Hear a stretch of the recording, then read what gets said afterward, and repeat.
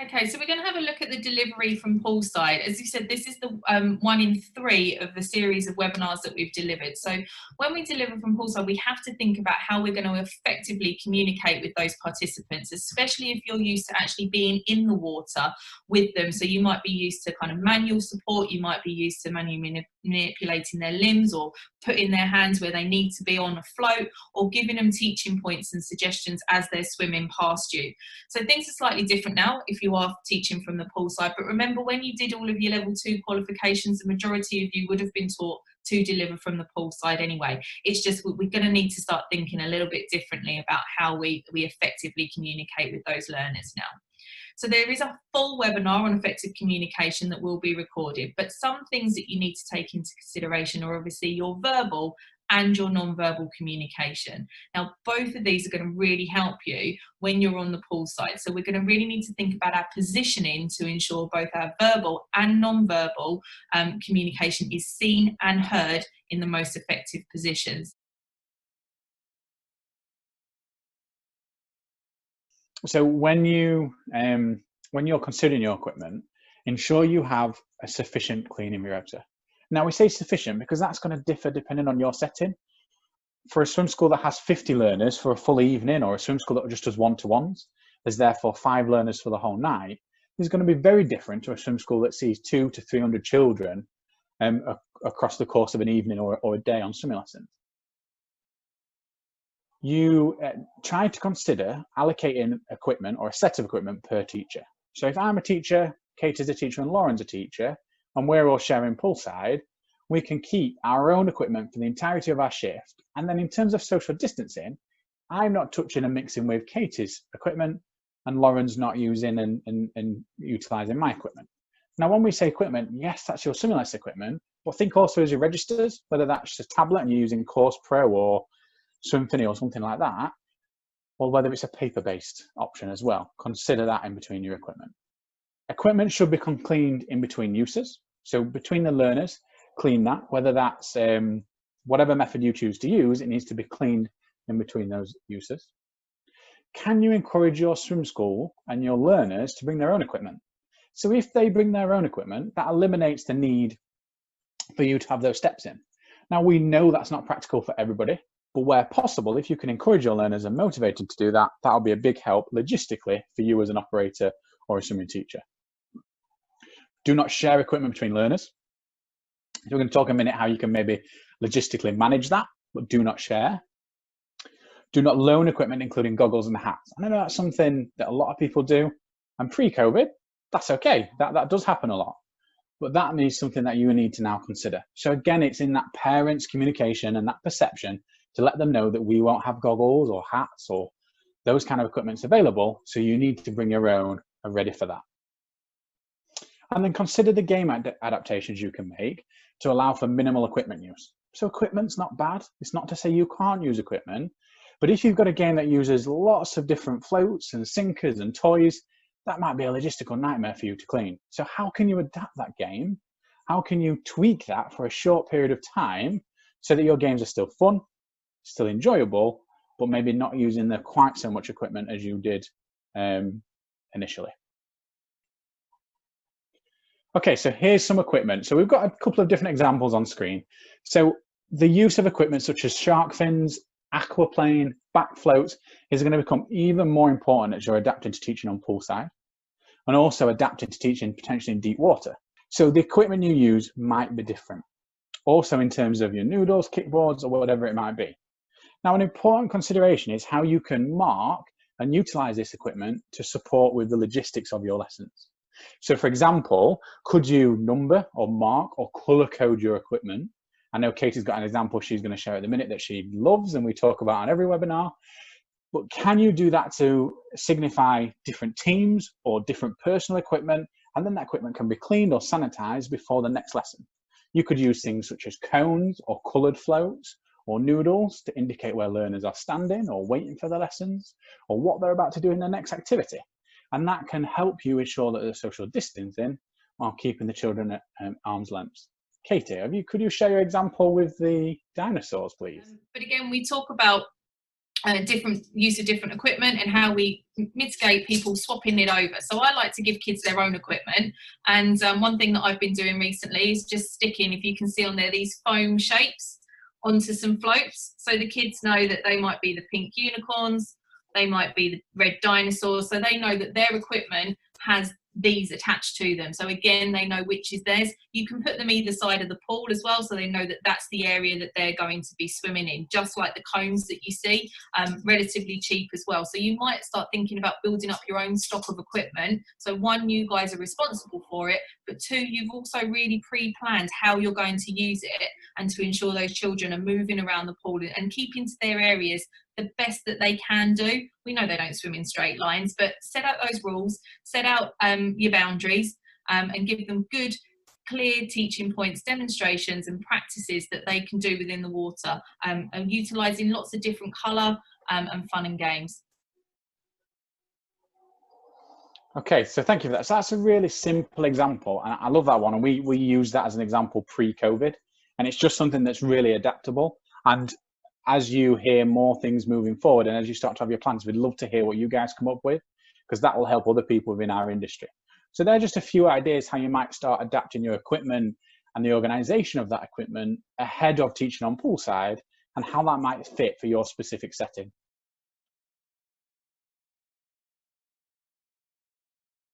Okay, so we're just going to have a look at some of the pool layouts that you could potentially use to divide up your pool slightly differently to what you are used to. Now, some of you are probably running lessons anywhere between 4 and maybe 12, if not more pupils, depending on if you're teaching schools at this point. But throughout our guidance, and I know that the link has been popped in the chat box, there are some supporting pool layouts, and we also have a Prezi presentation as well to show you how to manoeuvre your children around the pool side, look at the entry and exit points, and think in ways in which that you could do it to mitigate any kind of clustering of groups or any pinch point areas around your pool. So you might have all of your swimmers walking around the pool in a clockwise direction or in an anti-clockwise direction. So some of those things you might need to consider, especially if you're working with large groups of swimmers and a number of different teachers on the pool side. If you're all expected to use the steps, we had the question in the last one that their pool deck, their pool water level was below the pool side, and it was difficult for children to exit. So there was some suggestions around maybe the lessons in that pool had 5 minutes overlay, or that everybody got out via the steps and there was just a bit of a time gap there. So factors that could affect your teaching, we've covered off across a couple of these, but where you stand into relation to your participants is an important factor when deciding on the communication method that you're going to use. And as Alex said, we have a whole CPD relevant to effective communication, which will help in bettering that delivery. The size of the pool and the size of the group will also affect the best position for you when you're teaching in the water. And ensure that you are placed so your participants can see and hear what is being explained. So we're just going to have a look at a couple of examples of ways in which that we suggest to maintain that overview and give the best possible instructions from the pool side for you to use. So Lauren, if I can have the next slide. So when we're in our teaching position and when we're writing our risk assessments for the lessons that we're delivering, we need to take into consideration our line of sight. So where can we see? Can we maintain an overview of those swimmers at all times? So if they are all leaving the side, can I still see them, or is my back going to be with them at any point? So we don't want any teachers having their backs to their pupils. Now, those of you who have recently done your level 2, you know that you have to teach from the pool side, and we do want to maintain an overview of that class at all times. So here what you see is 4 swimmers in the water, and the teacher can position themselves in those 3 points around that pool area to be able to maintain an overview. Should those swimmers move off, then the teacher would then need to move position as well to ensure that, again, they're not turning their backs to them. So when we're giving instructions or demonstrations, these little dots are pushing off on their front, and I see it more often than not. The teachers position themselves behind the children because it's the easiest place for them to stand, but actually it's not the easiest place for the children to take that instruction. So if you're used to being in the water where you can stand in front of the children and give demonstrations or use the pool to give demonstrations, and you don't have access to an assistant to do this for you, I would suggest that you just move yourself slightly round to the side of them. So again, you're in front to give those accurate demonstrations and teaching instructions. This is going to help with your behaviour management of the class. And also, if you're positioned where the teacher is at the top of the swimming lesson there that you can see, those students in the middle are only ever going to see your knees, and those to the side of you are probably going to be messing around and under the water then at that point as well. So a really good teaching position to maintain an overview and to ensure that they're safe is to be in front of them. So again, when they're teaching on the back, we have a couple of examples here. Again, we need to move position to either end of where you are teaching. So again, the students can see you, they're not looking at your knees. And what I would suggest is moving along that width when you're giving that instruction. So you would walk along and ensure that every single student had understood the instruction that you had given, and give the demonstration at both corners of your pool area that you're working. So some of the ways in which that you can organise your lessons, and these are the things that you're going to use in your lesson planning, are different organisational methods. So when we're thinking about how we're going to swim them. Now it's reduced to a metre distance. This one, if you're working in a small pool area, is probably one of my favourites, that you have either 3 or 4 children, or 2 and 3 on either side, but you start them on either side of the pool. The teaching position, again, needs to maintain an overview of all of the students and that they can see you as well. But again, to reduce the risk of transmission, get the participants to swap over sides. So when we talked about having the cones on the pool side, maybe swimmer 1 would have a red cone at either side of their pool. Or if you're using a boomed off area where you don't have a side, maybe you can attach things to the boom, maybe you can attach things to the lane rope so they know the section that they are going to be swimming to and from. So they would swap over, and again, that risk of transmission is reduced because they are not static and next to one another on the wall in less than 2 metres distance apart. Another option is your waves.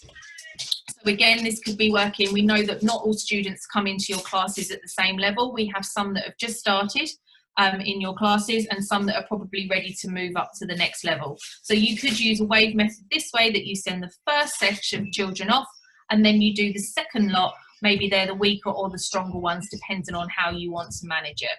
But again, they're not all swimming at the same time. And if any of you have looked at our pool layouts, you'll see that actually the lanes are all swimming around the same way.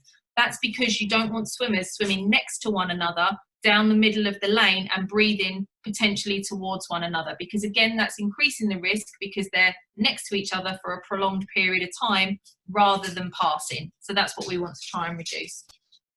And then the last one is your cannon swim. Again, can be really successful if you've got some weaker swimmers or some swimmers that you might now want to check for their ability. So for example, if you're using fixed flotation equipment, like was suggested at the beginning of this webinar, some of those children, you might want to try them with a reduction in flotation equipment. So you might want to take a noodle away from them, or you might want to take their buoyancy belt off or their shark fin, but you might not want to do it for all of the pupils. Now, as I said at the beginning, if it's an emergency situation and you need to grab a pupil and you need to get them out of the water, that's absolutely fine. And we would suggest that you definitely get in and do that if you need to. But if you want to try and test those learners and you want to try and give a couple of them the opportunity to do it without flotation equipment, I would use the cannon style here as well. So you can have the ones that you're taking the equipment from closer to the side, so you can reach over and give them a noodle if required, and the rest of them could continue swimming on their front or on their back with their flotation equipment to the other side as they would normally, because you know that they are safe. So when you're planning your lessons, if you want to start giving those that are a little bit stronger the opportunity to try a bit more, but you're thinking, normally I'd be in the water and I'd be on hand to grab them if they needed me, actually now put those ones nearer the side, and so that everybody else isn't waiting their turn, they can all swim across on their noodle, and the 2 that you're given the opportunity to have a go without would be closer to you and you could pass them a noodle if needs be. If you're lucky enough to have an assistant in the water, again, they need to maintain social distancing, but the assistant could walk in front of them holding out some noodles, so the children swim to the noodle, pick up the noodle and then swim back to the side if they aren't strong enough to maintain the full distance there and back. So there's ways in which that you can give those children the opportunity to come off of flotation equipment if they're very used to manual support, but also develop them and move them on so they're not ultimately reliant on it. And then you've got random spacing. Really nice if you're doing your star floats, your tuck floats, your handstands, maybe some stationary sculling or some treading water. And again, nice way of doing it. You just put the hands out and they can spin round in a circle and move there. And then you've got your other organisational methods is within your circuit. So again, swimming around that square. So again, if you're looking to put more lessons into your swimming pool area, but the children require a bigger distance, but you've had to cut up your pool slightly differently to accommodate for them all, then you could use that area and they can still swim a bigger distance, but it's just in a circuit. So that doesn't have to be over the length or the width of the pool. That could be a certain area that's cordoned off for them to go a little bit further. So you've got your circuit method there. And remember, when you are teaching, to move around your area as much as you can. We know it's very difficult if you've been placed in the middle of the pool. So, you know, your movement at that point to get all the way around the other side of a 12-metre width is quite difficult, and you wouldn't do it because you couldn't maintain an overview. But where possible, move around so you can see those kids from swimming from different angles. So again, if you are in the middle of the pool, a circuit or a circle is quite a nice way of seeing them swim from behind, from the side, and from the front.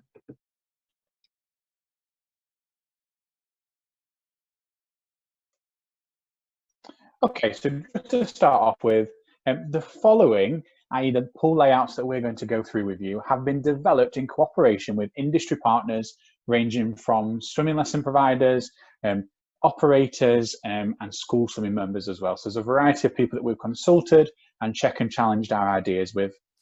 We've designed these pool layouts to be practical considerations and guidance on how to reorganize your pool layout to make sure that it's COVID secure. Now, we know that every pool layout is different, so it's really important that you take these guiding principles and relate them to your pool layout and how that would work for you. At Swim England, we do not own or operate any swimming lessons or swimming pools, and therefore the principles in this webinar today need to be adapted within your setting and implemented with a full risk assessment for any of the changes you choose to implement to your program. So as you can see on the right hand side of the screen, there's three main topics we're going to look at today. So we're going to look at some example pool layouts and the organizations of those. We're then going to look at the delivery and some of the considerations that swimming teachers need to consider when delivering in this new environment. And then finally, we're going to conclude with a few different examples to show you how this could differ in different settings. Okay, so to start us off, as I said, we're going to look at some of the organizational considerations you need to make. And we've approached this from the journey of the swimmer and how they would enter the pool for both the swimmer and the teacher, and they would start their swimming lesson. So our first consideration for you is to consider how your swimmers and your teachers move around poolside. So as you can see on the screen, we've now got some blue arrows that work their way around the pool. And one of our considerations for you is to how your learners could move around the poolside in a consistent way. So for example, as on screen, it could be clockwise so that there is no crashing or blockages of traffic, and that we're reducing those bottlenecking by people moving around the pool. If we move forward, we're now looking at the actual teaching stations themselves, and you can see that there's 5 on screen. And what I want to point out is that the green squares indicate where we're suggesting learners could enter the pool. So there's a consistent area for those to enter the pool and start their lesson. And the grey squares, as you'll see within our guidance as well, indicate where a teacher would keep their equipment and they would start their lesson from. Alex, could I just ask you, with the entry points at this stage, what would you advise when it comes to the usage of steps for different classes and different abilities? Good question, Lauren. And I think what we're looking at is that we're recommending that you encourage learners to use the side to exit as opposed to the steps, because that will reduce the amount of people congregating or using one specific area of the pool. However, we know that's not always possible depending on individual learners.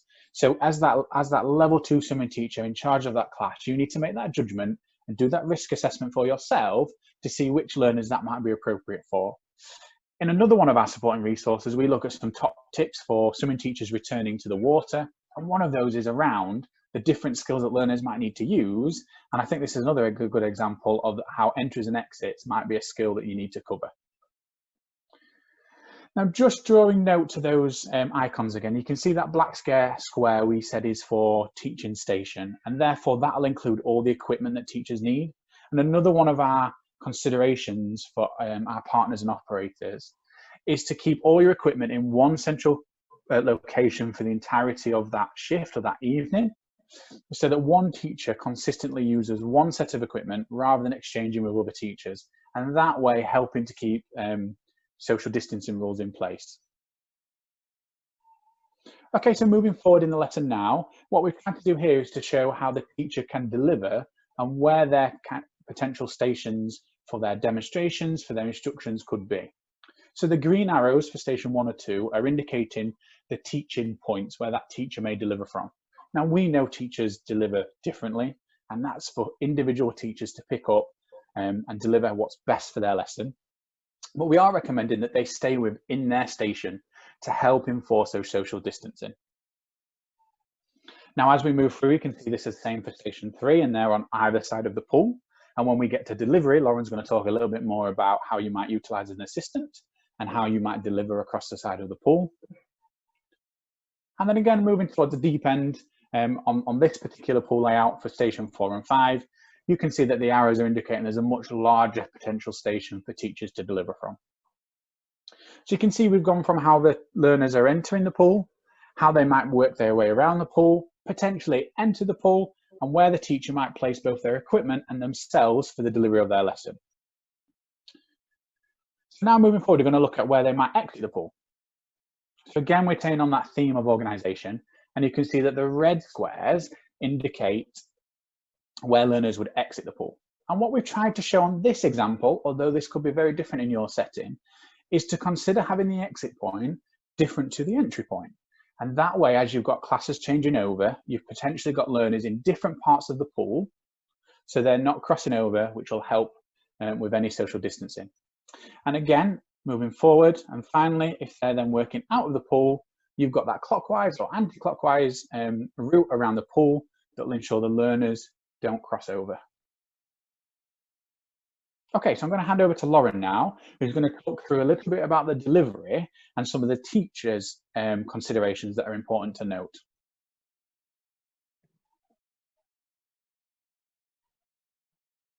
Thanks, Alex. So as you can see, we're going to take you through a couple of examples here across all 5 stations. Now, we're very aware that these stations may be set up different for each pool. Every pool is going to be different, and it's going to also depend on what lane ropes and equipment you have available to you, as well as your pool dimensions. So please remember that these are just examples. Now you can see that if we start with station 1 and station 2, so here you can see that the blue dots represent our swimmers. We want to make sure that all swimmers are adhering to the social distancing when they are static. You can also see that we're encouraging different organisational methods, and in this case we are showing that they are swimming in waves back and forth. So they all have a different starting and finishing point. Lauren, you mentioned about different organisational methods. Have you got any examples of how best to do that? Absolutely, thank you, Alex. So we could also use cannons, or we could use circuits as well. It's going to come down to your teacher's preference and what they're comfortable when it comes to delivering and how they see it best for their swimmers to receive that communication and swim throughout that space.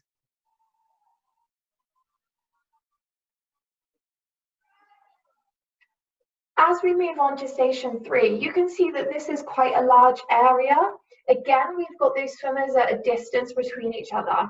Now, we would say to consider in these type of spaces that are much larger, you could put your stronger swimmers in this section.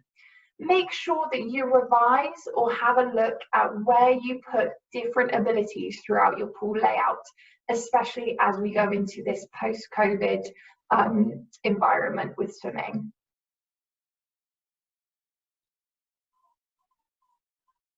Again, in station 4 and station 5, you can see that we're encouraging that circuit organizational method, but that does not mean that that's the best organizational method to be applied. You could still use a variety of teaching and organizational methods, including the waves and the cannons. Now, what we like about station 4 and 5 is that you have two sides of the pool, and this may encourage you to revise the ability of swimmers that are actually being taught in these areas.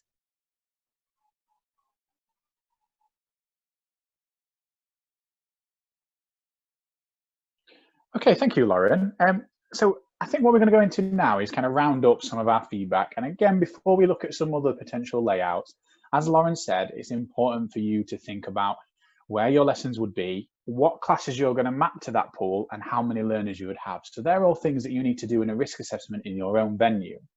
But hopefully that gave you a bit of an idea how that could look and how that may vary for your pool. Now, using those guiding principles, so the same principles in terms of organisation of poolside and delivery and making sure you're COVID secure, we've completed a few additional pool layouts as examples you could use. So here's an example with the same guiding principles in terms of entries and exits, teacher delivery, organisation around the pool, but with only 3 stations. And this might fit if you've got a smaller program, if you're doing a phased return, which is another piece of guidance, another piece of consideration we have in our guidance, or whether you've got a smaller pool that you're utilising. If we then move forward, you can now see on screen that we've got another example that utilises lane swimming that might be suitable for stages higher in the Learn Swim programme, or whether you're teaching an aquatic discipline or you have links with club, which again, with a swimming club, sorry, which again you'll find guidance for, a separate piece of guidance within our overall guidance for club swimming.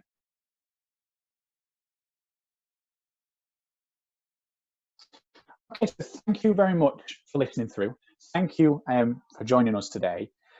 On screen you can see we've set up a dedicated email address for you to contact us on. If you have any questions relating this guidance to your pool and taking those principles that we've come up with and relating back to you, and please get in touch and we do our best to help you and point you in the right direction.